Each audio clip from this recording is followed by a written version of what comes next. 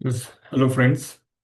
LLB CET 2026 3 वर्षाचा course जे विद्यार्थी प्रिपरेशन करू इच्छितात त्यांच्यासाठी LLB CET 2026 या परीक्षेची थोडक्यात माहिती मी डिस्कस करणार आहे या व्हिडिओच्या माध्यमातून. माझं नाव भरत सर.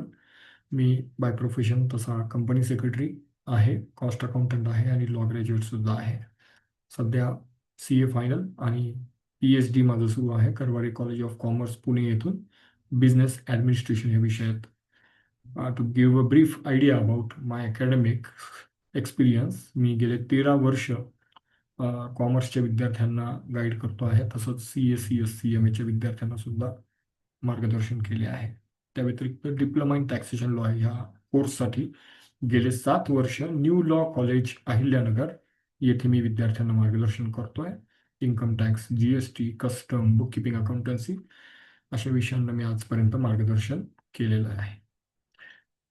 तर चला, ह्या ब्रीफ इंट्रोडक्शन नंतर वळूयात आपल्या महत्त्वाच्या विषयाकडे की सिलेबस आणि मार्किंग स्कीम काय आहे. तर 4 विषय असतील तुम्हाला आणि हा एकच पेपर आहे. हे जरी 4 वेगवेगळे सेक्शन्स असतील, हा एक पेपर आहे. Single paper consisting of 4 section आणि एका दिवशीच तुम्हाला हे सगळे सेक्शन्स एक पेपर मधून ऑनलाईन पद्धतीने CET ला अपियर करायचे आहेत. म्हणजेच this will be the single paper consisting of 4 section, part A B C D असं म्हणा तुम्ही, हरकत नाही. आणि ही ऑनलाईन CET आहे. फिजिकल मोडमध्ये CET होणार नाही, कॉम्प्युटर बेस एक्झाम आहे. ही 2016 पासून घेतली जाते आपल्या महाराष्ट्रामध्ये. तर 4 विषय कुठले किंवा 4 सेक्शन कुठले असं म्हणूयात. Legal aptitude and legal reasoning हा पहिला विषय.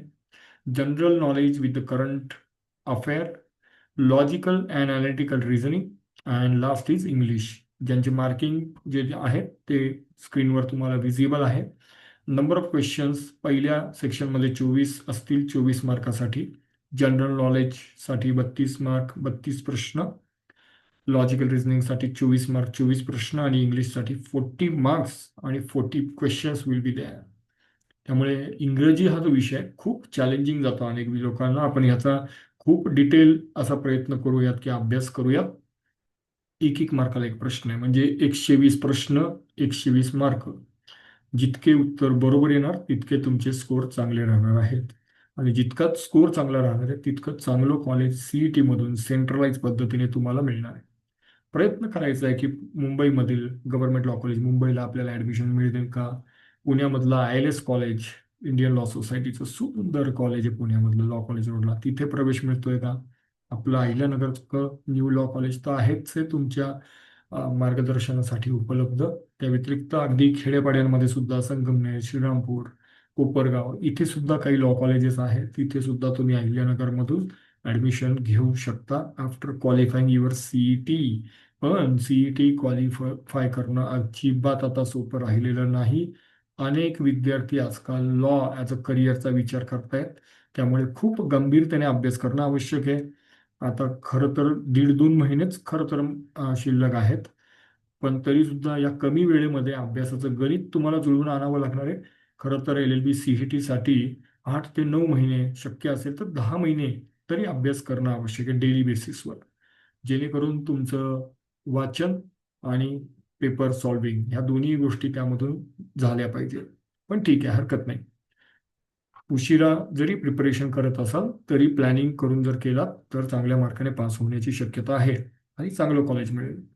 पुढे जाऊयात. हा सिलेबस काय आहे मी थोडंसं इंग्रजीतून वाचतो फक्त तुमच्यासाठी.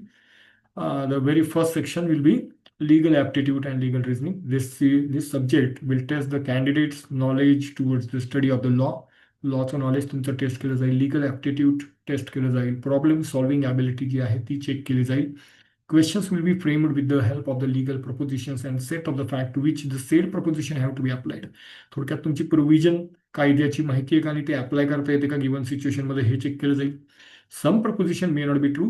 In real sense, candidate will tend to assume the truth of these proposition and answer the questions, drawing the well-supported conclusion. तुम्हाला तुमच्या सत्सद विवेक बुद्धीने कन्क्लुजन ड्रॉ करून काही लिगल प्रोव्हिजनवर आधारित जे प्रश्न विचारले जातील ते सॉल्व्ह करता आले पाहिजे. जनरल नॉलेज आणि करंट अफेअर हा भाग विचारला जाईल तुम्हाला सेकंड सेक्शनमध्ये. आणि general knowledge will be little challenging, कारण आपल्याला GK किंवा अनेक वेळा बऱ्याच मुलांना वृत्तपत्र वाचन, बातम्या ऐकणं वगैरे हे कंटाळवाणं वाटतं. त्यामुळे बरंचसं GK हा पाठ कच्चा असतो अनेकांचा. त्यामुळे ह्याकडे खूप लक्ष देणं गरजेचं आहे. आणि writing skill, group discussion, paper solving हा सगळा भाग महत्त्वाचा आहे GK आणि करंट अफेअर्ससाठी सुद्धा. So topic such as history, geography, general science, आपण सायन्सकडे बघतच नाही कॉमर्सवाली मुलं. त्यामुळे जनरल सायन्स सुद्धा माहिती असणं आवश्यक आहे थोडंफार. इकॉनॉमिक्स, सिविक्स आणि करंट अफेअर गेल्या एक वर्षभरात ज्या काही चालू घडामोडी झालेल्या असतील भारतात, महाराष्ट्रात किंवा जगभरात, त्या चालू घडामोडींबद्दल प्रश्न येणं अपेक्षित आहे. This subject assess the knowledge of the recent happening and the awareness of the about the world. बघा, ॲडव्होकेटला जगाची सुद्धा जाण असणं आवश्यक आहे असं त्यांना वाटतं. त्यामुळे जगातले अपडेट सुद्धा विचारले जातील. Third section will be logical and analytical reasoning. थोडक्यात सांगू, काही जणांनी शाळेच्या वेळेस बुद्धिमत्ता या रिलेटेड प्रश्नपत्रिका सोडवलेल्या असतात, वेगवेगळ्या संस्था घेतात आजकाल. तसाच हा पेपर आहे, पण ह्याला थोडीशी प्रॅक्टिस लागते. बुद्धिमत्ता चाचणी मराठीत म्हटलं जातं याला. So this subject is to test the candidate's ability to identify the pattern, logical links and rectify the illogical argument. ठीक आहे. त्यामुळे तुम्हाला बुद्धिमत्ता चाचणीचे रिलेटेड जे प्रश्न आहेत ते विचारले जातील. खूप त्याच्या डेप्थमध्ये जाण्याचा प्लॅन नाही माझा.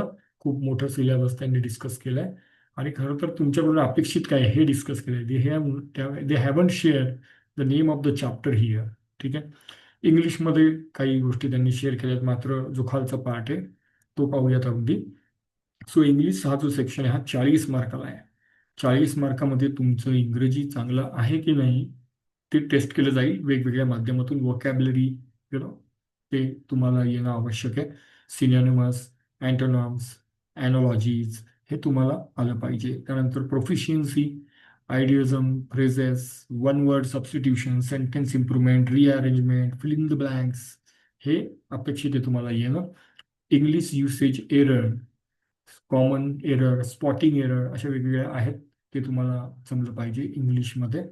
इंग्लिश हा खूप डेप्थमध्ये आणि ना बारीक सारीक गोष्टी चेक करणारा पेपर आहे हा LLB CET मध्ये. त्यामुळे इंग्रजीचा अभ्यास छानपैकी करून जाणं आवश्यक आहे. Inappropriate usage of the word, ठीक आहे. स्पेलिंग मिस्टेक्स हे पण विचारलं जाईल. See, lawyer is suppose to have the good knowledge of English आणि लिगल लँग्वेजवर पुढे जाऊन कमांड आली पाहिजे. त्यामुळे बेसिक फंडामेंटल इंग्लिश जे आपण डे टू डे लाईफमध्ये वापरतो, बिझनेस लाईफमध्ये किंवा कॉर्पोरेट वर्ल्डमध्ये वापरतो, ती इंग्रजी सुद्धा तुम्हाला चांगली जमणं आवश्यक आहे. त्या अनुषंगाने हा विषय त्यांनी 40 मार्काला इव्हॉल्व्ह केला आहे. So English comprehension with the basic minimum 2 passage will be followed by 5 to 10 questions. Passage पण दिलं जाईल, त्याच्या आधारे तुम्हाला प्रश्नांची उत्तर सोडवावे लागतील. तुमचं रीडिंगचं टेस्ट होणार आहे की तुम्ही किती पटापट तो पॅराग्राफ वाचून समजून उत्तर त्यावरील लिहिताय. आणि तुमचं रिझनिंग ॲबिलिटी टेस्ट केलं जाणार आहे. लॉजिकल रिझनिंग हा जो पार्ट आहे हा वर्गातून खरं तर छानपैकी सांगता येईल. मी मुद्दाम त्यामध्ये खूप वेळ दिला नाही ते सगळं वाचून दाखवण्यामध्ये. थेरी पार्ट तुम्ही एकदा पाहून घ्याल पॉज करून व्हिडिओ. पण लॉजिकल रिझनिंगमध्ये बुद्धिमत्ता चाचणी हे घेतलं जाईल. तुमचे रिझनिंग ॲबिलिटी कशा आहेत ते टेस्ट केलं जाईल. काही इतर थोडीशी माहिती ह्या LLB CET 3 इयरबद्दल ती जाणून घेऊयात. की क्वेश्चन्स हे जनरली सगळे MCQ असणार आहे विथ द 4 ऑप्शन्स. म्हणजे ABCD असे 4 ऑप्शन असतील. त्यापैकी जे ॲप्रोप्रिएट आन्सर तुम्हाला वाटतं करेक्ट आन्सर ते तुम्ही टिक करायचं आहे. ऑफकोर्स हा जो कोर्स आहे हा LLB 3 इयर डिग्री कोर्ससाठी तुम्हाला ह्या टेस्टला सामोरे जायचं आहे. LLB 5 इयर्सचं टेस्ट वेगळी होते, त्यांना एक पेपर ॲडिशनल आहे, तुम्हाला तो नाही आहे. त्यामुळे हा फक्त एक्सक्लुझिव्हली 3 इयर्स कोर्ससाठीच आहे. त्यानंतर there is no negative marking. तुम्ही कुठलेही प्रश्न जर येत नसतील आणि टिक करून आला आणि ते बरोबर आले तर मार्क मिळतील, पण ते जर चुकले तर त्याचे निगेटिव्ह मार्क कापले जाणार नाही आहेत. In order to crack this exam, you will be given only 2 hours. ठीक आहे. And that is really insufficient, my friend. 120 मार्काच्या परीक्षेसाठी 2 तास असं दिलंय. 2 तास म्हणजे 60 आणि 60 किती मिनिटं? 120 मिनिटं. एका मिनिटात एका प्रश्नाचं उत्तर येणं अपेक्षित आहे असं त्यांचं म्हणणं आहे. बघा, म्हणजे वाचणार कधी, टिक कधी करणार, पुढे कधी जाणार. It's really challenging, my friend. त्यामुळे speed will be very very important for such examination. जितकं शक्य आहे आपल्याकडे जो काही 1.5-2 महिन्याचा कालावधी आहे, क्लासमधून घरी ग्रुप डिस्कशननी असा अभ्यास तुम्हाला करावा लागणार आहे, कारण खूप वेळ कमी आहे. बरं, पेपर कसे असतील? इंग्लिश मीडियममधून सुद्धा असतील, मराठी माध्यमातून सुद्धा तिथे समोर स्क्रीनवर प्रश्न ॲपियर होतील. त्यामुळे समजा इंग्रजीमधून नाही कळलं, मराठीतून वाचून बघा, त्याचं उत्तर तुम्हाला जमलं, टिक करा, पुढे चला. अशा पद्धतीने ही परीक्षा होईल. आणि त्यानंतर म्हटलंय की मॉक टेस्ट ज्या असतील त्या तुम्हाला साईटवर एम आपली जी सीईटी सेलची वेबसाईट आहे त्यावर तुम्हाला उपलब्ध होतील. ठीक आहे.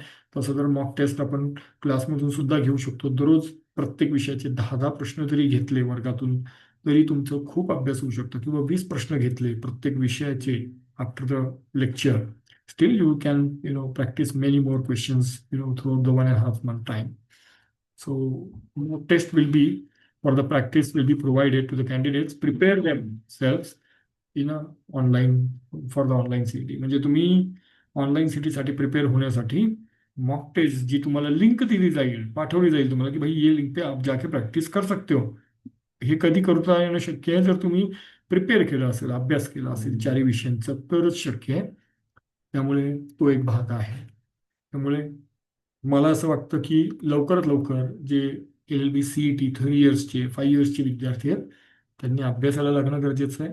If you need a coaching at all, see coaching institution is not a magical light. So it's not a assurity that की तुम्ही अगदी जोरदार स्कोर पास करून येणार आहात. But it's of course a guidance session will be that. तुम्हाला योग्य काही मार्गदर्शन केलं जाईल पेपरच्या दृष्टिकोनातून. तुम्हाला जे विषय एकट्याने बसून घरी बसून होत नाहीयेत त्याबद्दल निश्चित छानपैकी मार्गदर्शन केलं जाईल, जेणेकरून तुम्ही ती LLB CETची एक्झाम क्रॅक करावी चांगल्या पद्धतीने, चांगल्या स्कोरने, so that you could get a good college for yourself. ठीक आहे. तर हे 4ही विषय तुम्ही अभ्यासायचे आहेत CET साठी. एकदा पुन्हा बघून घ्या, किंवा मागे जाऊन तुम्ही स्क्रीनशॉट काढून ठेवू शकता, किंवा PDF फाईल सुद्धा त्याची उपलब्ध आहे ऑनलाईन CET सेलच्या वेबसाईटवर. LLB CET 3 इयर आणि 5 इयर या दोन्ही कोर्सेसचे क्लासेस याबाबत तुम्ही नाव नोंदणी रजिस्ट्रेशन लवकरात लवकर करू शकता. गिवन नंबर व्हॉट्सॲप क्रमांकावर तुमचं नाव, पत्ता, फोन नंबर, 3 इयर्स कोर्स आहे का 5 इयर्स कोर्ससाठी तुम्ही क्लास विचारात घेताय ह्यासाठी तुम्ही मला कनेक्ट होऊ शकता. आणि प्रयत्न करा की you contact me before 31st January, so that we can plan Feb and March for our preparation. At least 2 months you should be able to prepare and write your paper. कारण तुमच्या परीक्षा एप्रिलमध्ये आहेत, जसं की तुम्हाला माहिती आहे. तर I hope this little bit small information from my side will be useful to all of you. See you soon for LLB CET. Thank you.